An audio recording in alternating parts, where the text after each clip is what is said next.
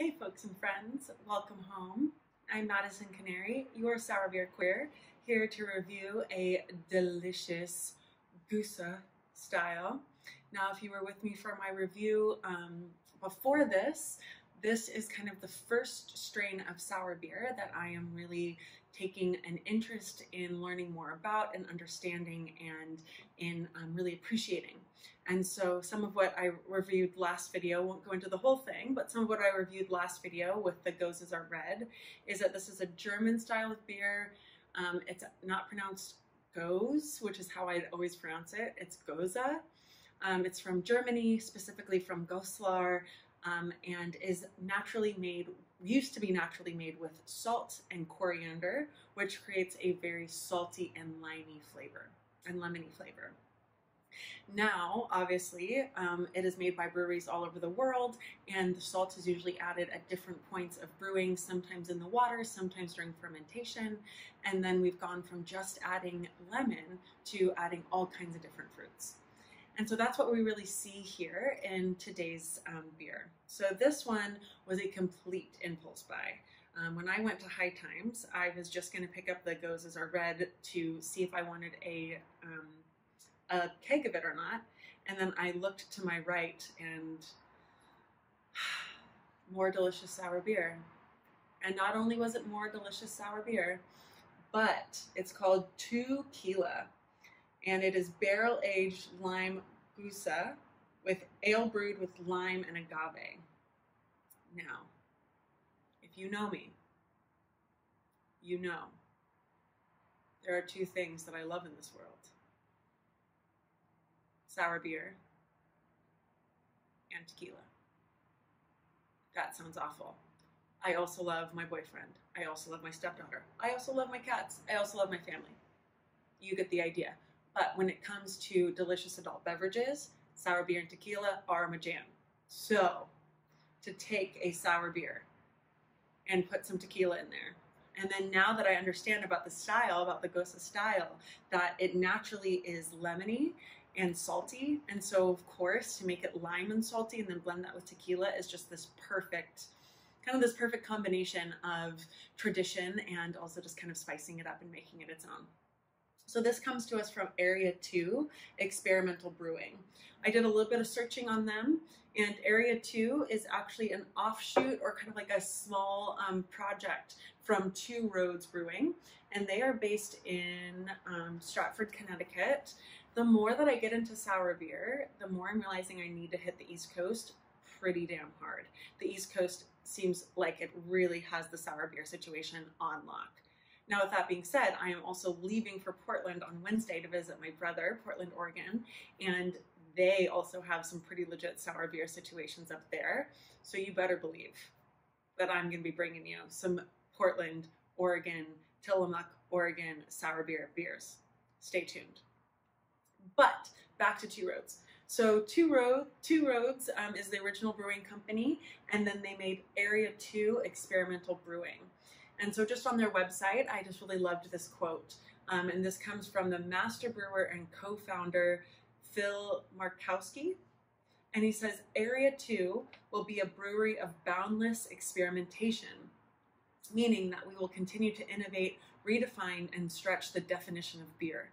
Included Area 2 will be barrel-aged lambic-style sours, beers aged in barrels obtained from distilleries, wineries, and other sources, as well as beers spontaneously fermented from local airborne yeast. Beer will also age in large wooden tanks known as foeders or feeders for as long as 2 years to deliver unique characteristics found in these highly complex beers. Phil, you got my number, because that sounds like a great time. I cannot wait to start trying some of these beers. I love this idea of innovate, redefine, and stretch the definition of beer.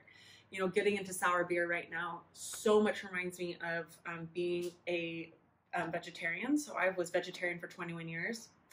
Not anymore, #bacon, but I was for 21 years.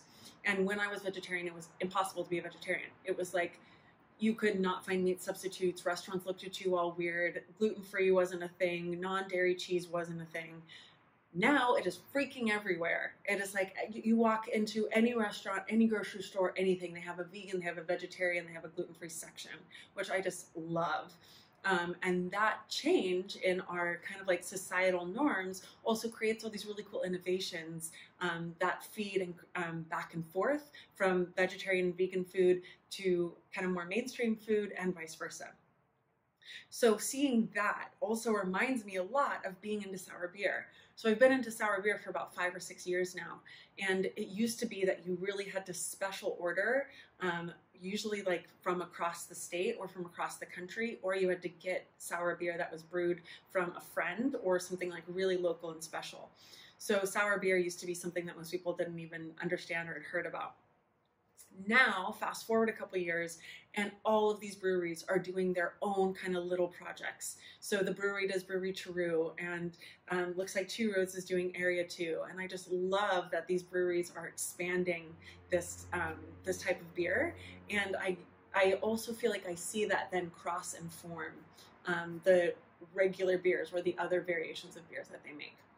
So, without further ado, TwoQuila barrel-aged lime Gose, ale brewed with lime and agave. I mean, just the sound, right? Just the sound of a can opening. Ah, so good. And then the traditional first sip. This doesn't count. It just needs to be done.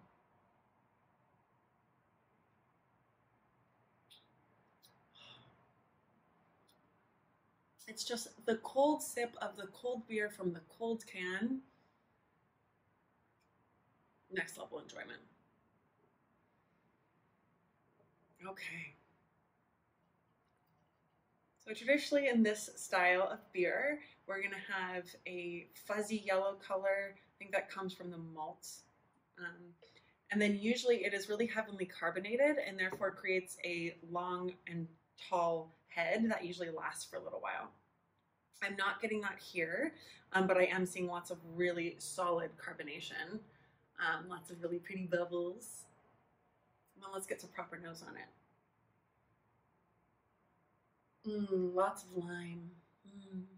Lots of lime.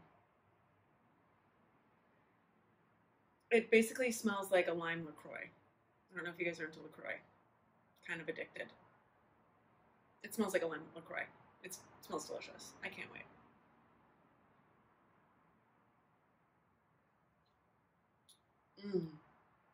I'm finding one of the things I really enjoy most about this style is the effervescence. So it really brings the beer to life in a different way. You're used to drinking a beer and kind of having it be flat and malt and just kind of smooth, which is really enjoyable. Don't get me wrong, that can be really refreshing. But there's something so nice about drinking a beer that then is like bubbly and citrusy and fun and just kind of has some personality to it. It makes the day feel a little special. It feels really enjoyable.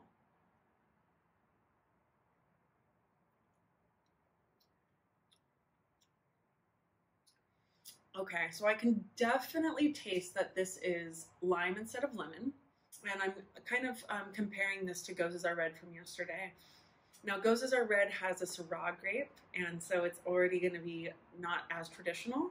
So I probably should more be comparing this to a more traditional Gose, but that one is the only one I have to compare it to. That one definitely had the stronger lemon. This one definitely has the stronger lime. I actually really dig it too. I like the citrus, but something a little more tangy and interesting than lemon.